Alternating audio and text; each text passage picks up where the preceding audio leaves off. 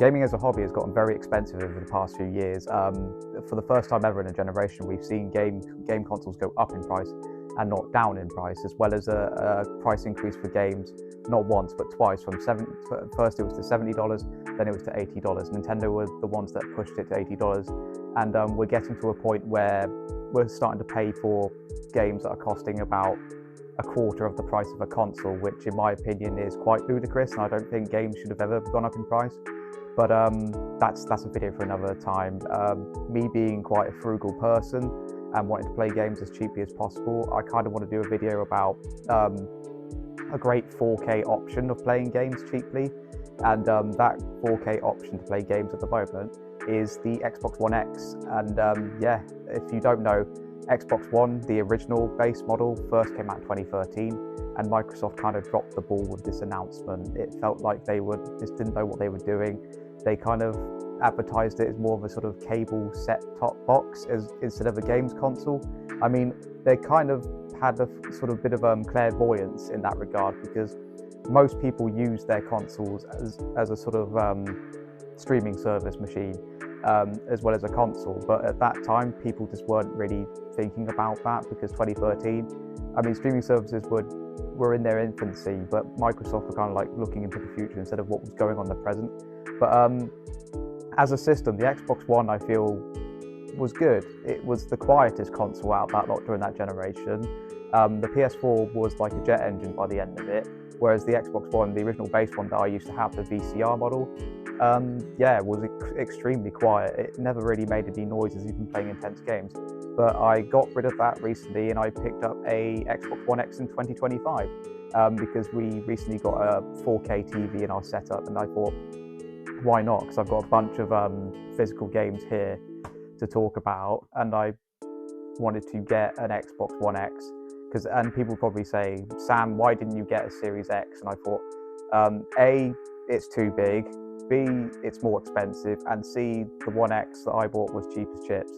And yeah, it was great. I picked up for 115 quid in CEX, and it was a discounted version. Few light scratches, that sort of thing. You'll probably see it in the intro of this video.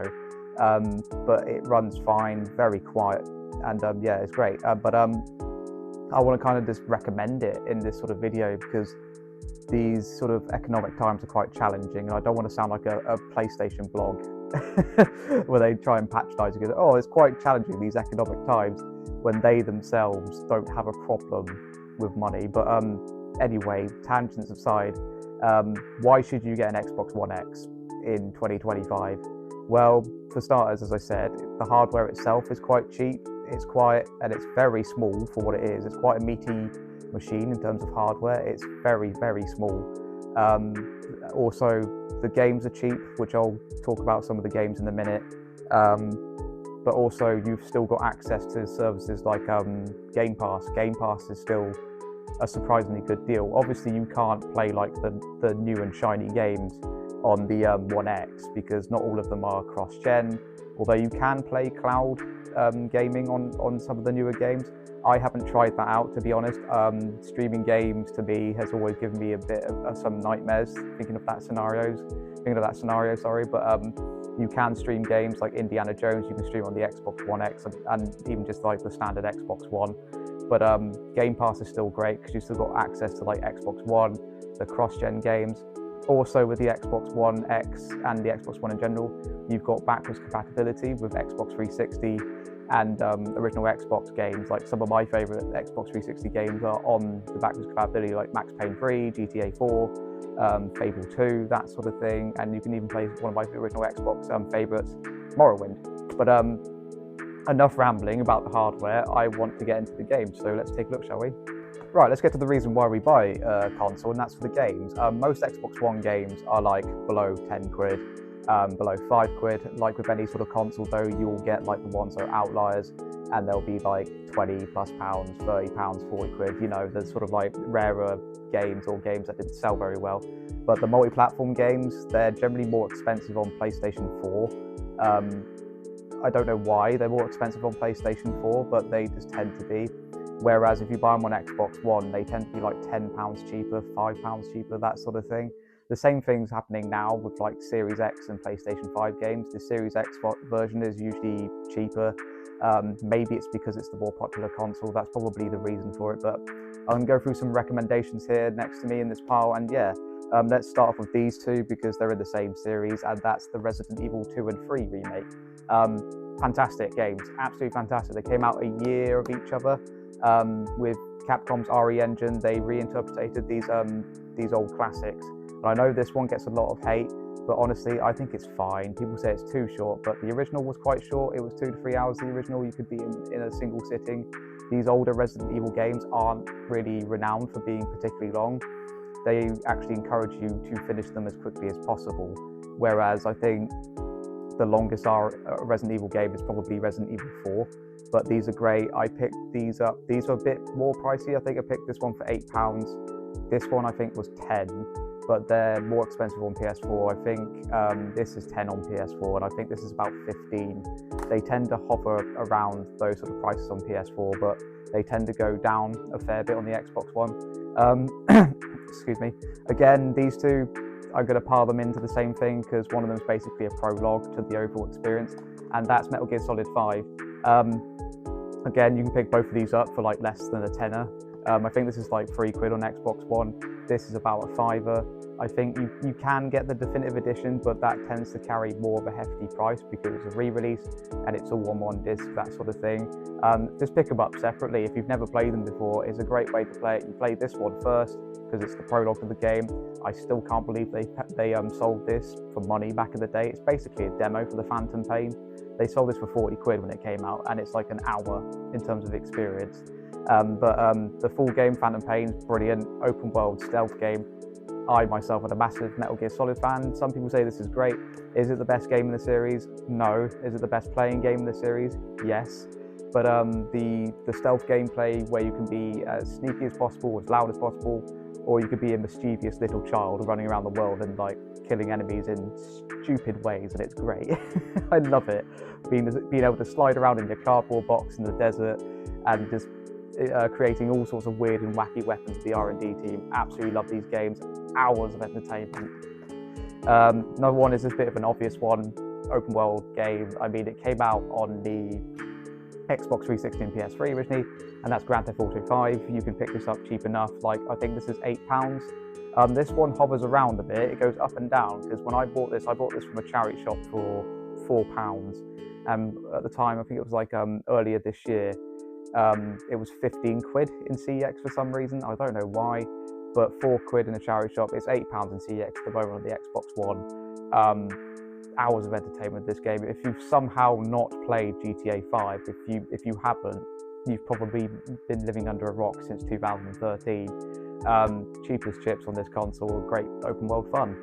I obviously got to recommend some Microsoft Xbox games. Halo the Master Chief Collection, this is fairly cheap too. You get Halo 1, 2, 3 and 4 all remastered. Halo 2 gets the full remake treatment because it was released on the 10th anniversary of Halo 2 at the time. And this is 2025 when I'm filming this, so God, it's over 20 years since Halo 2 came out. That makes me feel very, very old. But yeah, you get them all remastered. You can play them in different playlists. What I like, you can play them all in order in one playlist with your friends or on your own. It's fantastic with no interruptions. So once you finish the game, it loads up the next game afterwards, and I really like that about this game. This game was quite notorious when it came out because it was very buggy. The online matchmaking was horrendous. It took about 10-20 minutes to find a match. But 343, or Halo Studios as they're called now, have fixed it over the years, and they've added in, of course, Halo ODST and Halo Reach into the collection as well, which is great. Going to bundle these two in as well because they're basically the same. Forza Horizon 2 and 3, great games. Forza Horizon 4, of course, is good, but they recently delisted that. I don't think it's on Game Pass anymore either because of that delisting, so that's gone up in price a bit. These two haven't, they're quite cheap, although I think Forza Horizon 2 might be £10 now. I found this at a boot sale for £5 last year, and I bought this in CX for £6 last year. Great games. I love Forza Horizon 3. The Australian setting is great. This one is Xbox One X enhanced, so if you're worried about that, don't be, because it will be One X enhanced. Some of these games I've recommended aren't 1x enhanced, but they still look great nonetheless, and they'll be upscaled, of course.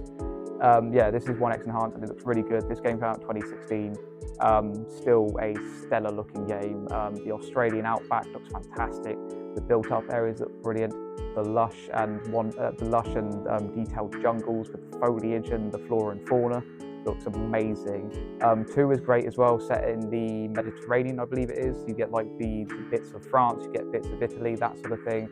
You get the vineyards stretching out over the horizon. It's just so picturesque, like any Forza Horizon game anyway. Again, these 2 I'll probably throw in just because they're part of the same franchise. The Doom games, these are extremely cheap on Xbox One. I think Doom 2016 is like £3 on Xbox One at the moment, CEX. Brilliant game. The game that sort of rebooted the franchise, gave it life again. It got stuck in development hell from 2008 because it was too much like Call of Duty.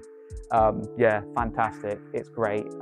Nearly 10 years later, still brilliant. Looks amazing. Gory, over the top, brutal, fast-paced gunplay. It's just absolutely amazing. I'm a massive Doom fan, and when this came out originally, I was so excited. And you can pick this up for £3. The campaign will take you about anywhere between 12 to 15 hours, so not a short game, but not like a really long game either, and it's just great.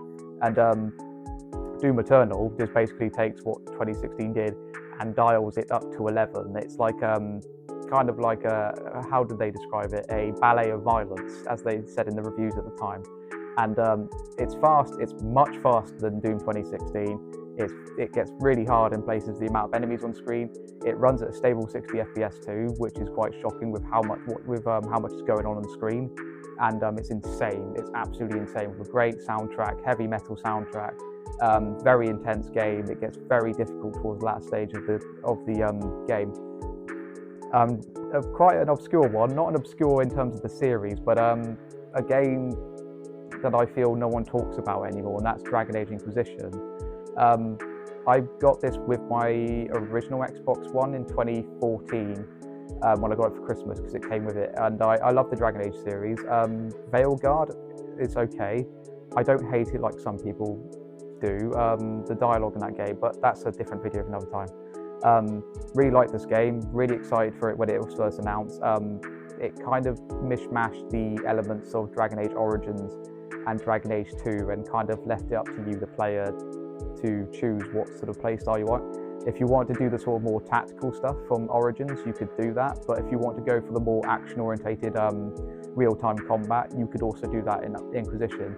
It kind of had the happy mediums of both worlds for both types of fans with Dragon Age, and it was great. It had sort of like it wasn't really open world, it was more sort of open-ended hubs with each area. But it was a really good game, really solid game, and then we wouldn't get like another Dragon Age game until 2024, which is just nuts to think about, 10 years after. And last one, which is kind of still tied to this console, it's got a PC release, but you can't play this anywhere else in terms of console, where you can play it on like the Series X, etc. But Dead Rising 3, a game that I feel people often forget about. I bought this last year for a £5, and it's really good. It takes a more sort of muted tone with its art style, but it's a really solid Dead Rising game. I like where they took the sort of where you can fuse your weapons, where they added that to vehicles, which was really fun and cool. This was a launch title for the Xbox One back in 2013, and this is when Microsoft actually had a sort of a stronger library than Sony did in the first couple of years. Sony's PlayStation 4 library didn't really sort of pick up steam until about 2015, 2016. Microsoft had that sort of ball in their court originally because Sony's PS4 launch was a bit Killzone Shadowfall, but Dead Rising 3 is really good, really solid, really solid. You can't play it on PlayStation. This was never released outside of Xbox One because I believe Microsoft helped with funding of the game, because Dead Rising was in a bit of a sticky situation in terms of like where to go with the series at this point. But yeah, really good, £5, and yeah, that's it in terms of my recommendations. Xbox One is just the perfect cheap console to go with at the moment. And I mean, will it go up in price in terms of the hardware and the games? Maybe, but I highly doubt it. It's just so abundantly available in terms of the games and stuff. It's just great to collect for. I mean, you could walk into a CEX with like 20 quid and you could probably walk out with like 6 or 8 games in your hands by the end of the shopping trip. 6 to 8 really good games, bear in mind, not like shovelware crap, but there is a lot of shovelware crap on the Xbox One, but that's just with any console, to be honest. But the Xbox One, if you're trying to be frugal with your gaming habits at the moment, it's a no-brainer really, to be honest. Pick one up, you won't regret it. And if you've got a 4K setup in television or monitor, get the One X, really cheap. Even like the non-discounted One X's, I think they're only like 15, 20 quid more in CEX. I picked up a discount one because it was the only available one there, and fortunately it was good, in good condition, and it works well. But yeah, that's me rambling. I'm starting to run this video off a bit now. Thank you very much for watching about my sort of budgeting advice about gaming with Xbox One X, and I'll see you in the next video. See you later. Bye.